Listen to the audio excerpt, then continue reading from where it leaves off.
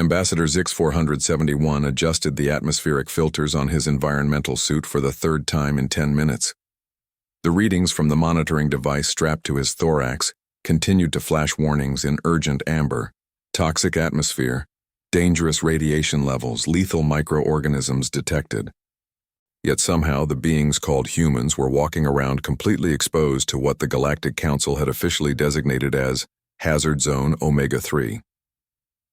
The preliminary scans were correct, he transmitted to his research vessel orbiting high above the planet's magnetosphere.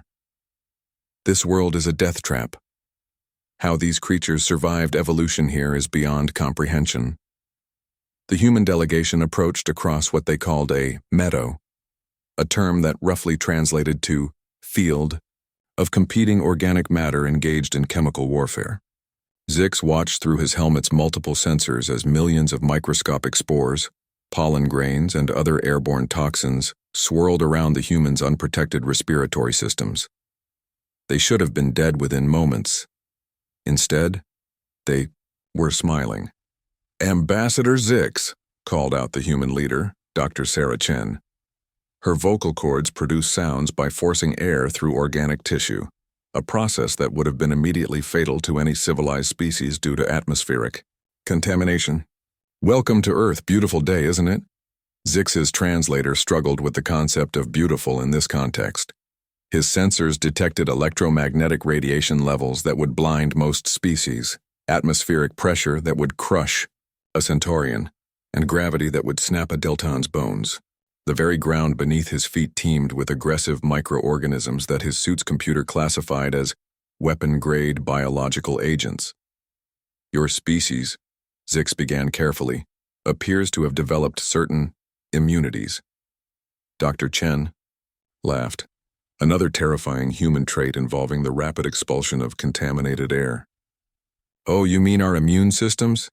Yeah, we had to get pretty tough to survive here. Want to see something cool?" Before Zix could protest, she reached down and grabbed a handful of what appeared to be decomposing organic matter mixed with mineral fragments. His suit's alarm screamed warnings about soil-borne pathogens, heavy metals, and radioactive particles. "This is dirt," she said cheerfully, letting it run through her fingers. "We grow our food in it." Zix's secondary stomach lurched. The humans were not just surviving in this nightmare world. They were cultivating it. They were taking the planet's toxic substrate and somehow converting it into sustenance. The Galactic Health Organization's report, Zix said weakly, listed over 47,000 different ways this planet could kill a visitor within the first solar rotation. 47,000, Dr. Chen looked impressed. "That's actually pretty conservative. We've got hurricanes that can level cities, earthquakes that split continents, volcanoes that block out the sun for years, and don't get me started on the wildlife." She gestured toward a nearby tree where something with far too many teeth was watching them with predatory interest. "But that's what makes it home, you know." As they walked toward the human settlement, Zix observed the impossible adaptations his hosts had developed. They had somehow weaponized their own biology. Their immune systems treated the planet's countless pathogens as training exercises, building resistance to toxins that would liquefy other species. Their bones had evolved to withstand crushing gravity, their skin to filter deadly radiation, their lungs to process an atmosphere that was essentially a corrosive chemical soup. But more disturbing than their physical adaptations were their psychological ones. "See that storm system?" Dr. Chen pointed to what Zix's instruments classified as a catastrophic weather event capable of generating city-destroying wind velocities. "We call those hurricanes.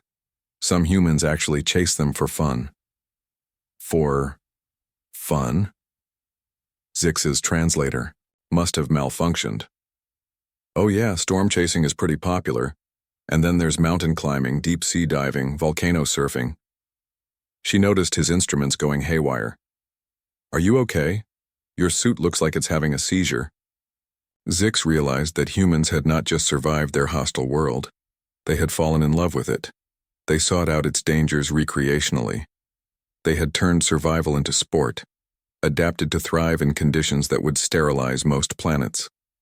At the human settlement, Zix watched children, juvenile humans whose development was supposedly incomplete, playing in direct sunlight that would have given him radiation poisoning in minutes.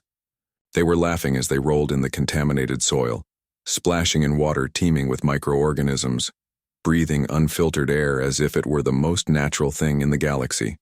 Because for them, it was. The Council will find this difficult to understand, Zix admitted as they toured the settlement's edge, where humans had somehow coaxed food from the planet's hostile surface. Most species flee from hazard zones. Humans seem to embrace them. Dr. Chen smiled, and Zix noticed how the expression created small creases around her eyes, evidence of a lifetime spent squinting against their sun's brutal radiation. Ambassador, every world has its challenges. The difference is we learn to dance with ours instead of running away. As his shuttle prepared for departure, Zix compiled his report. The humans had transformed a Class X hazard zone into their paradise through sheer biological audacity and psychological adaptation.